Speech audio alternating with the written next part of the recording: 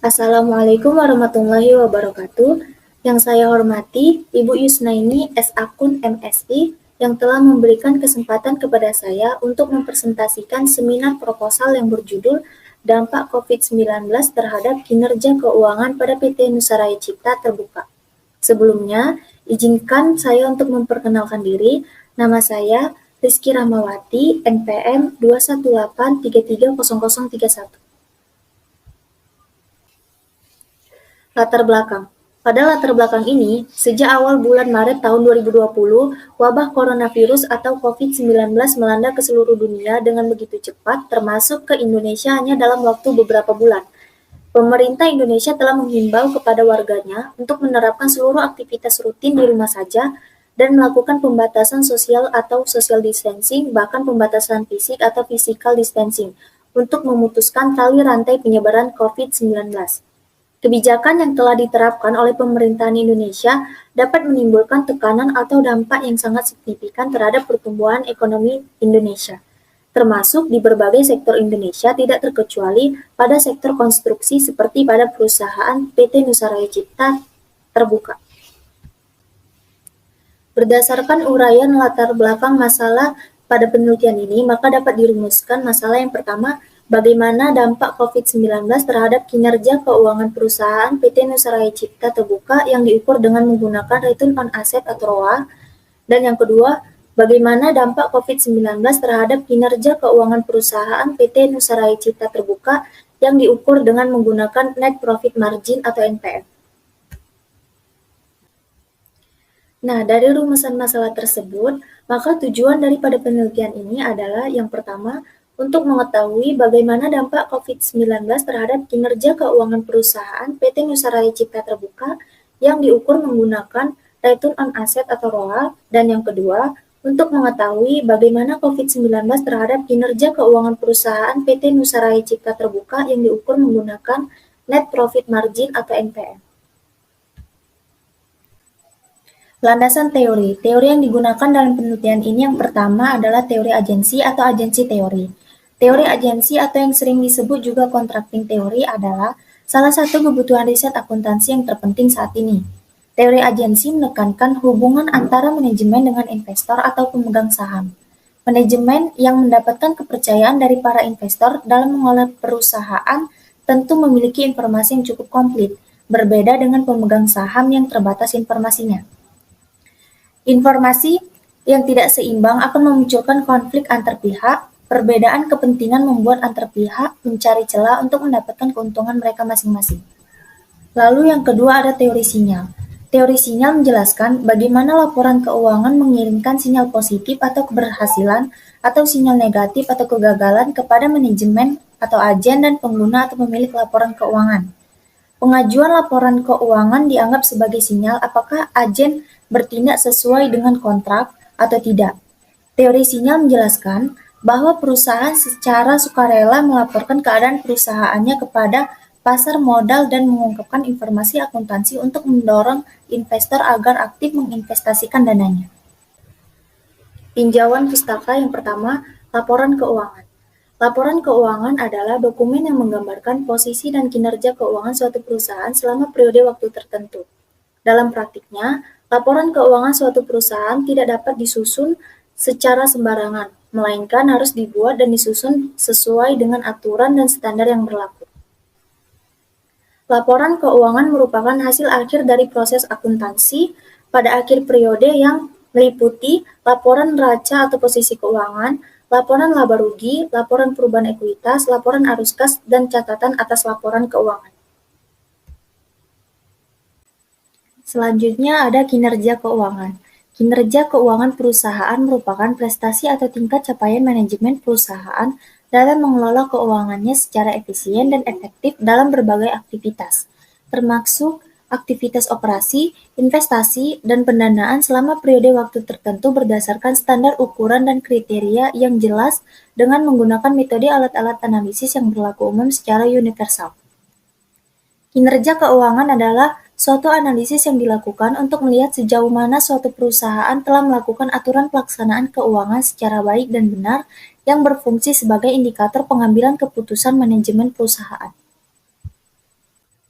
Lalu ada rasio keuangan.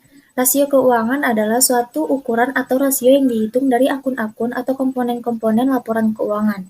Rasio keuangan digunakan untuk mengevaluasi kinerja keuangan suatu perusahaan, membandingkan kinerja perusahaan dalam suatu periode waktu tertentu, dan melakukan perbandingan antar perusahaan yang satu dengan perusahaan yang lainnya. Rasio ini dihitung berdasarkan data yang terdapat pada laporan keuangan seperti laporan raca atau posisi keuangan, laporan laba rugi, dan laporan arus kas. Adapun jenis-jenis rasio keuangan diantaranya adalah rasio solvabilitas, rasio likuiditas, rasio aktivitas, dan rasio profitabilitas. Nah, dalam penelitian ini, analisis laporan keuangan yaitu menggunakan rasio profitabilitas yang diproyeksikan dengan return on asset atau ROA dan net profit margin atau NPM. Selanjutnya ada penelitian terdahulu. Yang pertama itu ada Maria J. F. Esomar dan Restia Krintianti pada tahun 2021, di mana judul penelitiannya dampak pandemi COVID-19 terhadap kinerja keuangan perusahaan sektor jasa di BI. Hasil penelitiannya, berdasarkan hasil olah data dan uji statistik yang telah dilakukan, maka dapat disimpulkan secara keseluruhan terjadinya pandemi COVID-19 di Indonesia memberi dampak pada sektor hotel, restoran, dan pariwisata, namun tidak terdapat perbedaan yang signifikan current ratio dan price earning ratio antara sebelum dan sesudah terjadinya pandemi COVID-19 di Indonesia. Pada debt equity to ratio dan rasio return on equity terdapat perbedaan yang signifikan sebelum dan sesudah terjadinya pandemi COVID-19 di Indonesia. Lalu yang kedua itu ada Yani Susetio dan Andreas Dwi Putra pada tahun 2023, di mana judul penelitiannya dampak pandemi COVID-19 terhadap kinerja keuangan perusahaan LQ45. Hasil penelitiannya, pandemi COVID-19 tidak berpengaruh terhadap kinerja keuangan perusahaan LQ45. Secara total rata-rata keseluruhan yang diukur menggunakan debt to equity ratio. Tetapi, per emiten lebih banyak perusahaan yang terpengaruh oleh pandemi COVID-19 dibandingkan yang tidak. Yang ketiga ada Adil Setiawan pada tahun 2021. Judul penelitiannya, Analisis Kinerja Keuangan Masa Pandemi COVID-19 pada PT 7 Wali-Wali. Hasil penelitiannya, kondisi keuangan PT 7 Wali-Wali di masa pandemi ini berada dalam kondisi kurang baik. Pada tiap rasio sebagian besar hasil perhitungan tidak berada pada hasil yang baik seperti kas yang tersedia untuk memenuhi kewajiban pendek yang sangat minim, perputaran persediaan dan modal kerja yang rata-rata hanya di bawah 20%. Kemudian total aset terhadap penjualan bersih juga sangat minim, yang rata-rata di bawah 5%. Selanjutnya di sisi profitabilitas, sebagian besar hasil perhitungan menunjukkan hasil yang rata-rata kurang baik. Ini menandakan bahwa dampak pandemi COVID-19 benar-benar menjadi tantangan bagi sektor jasa konstruksi.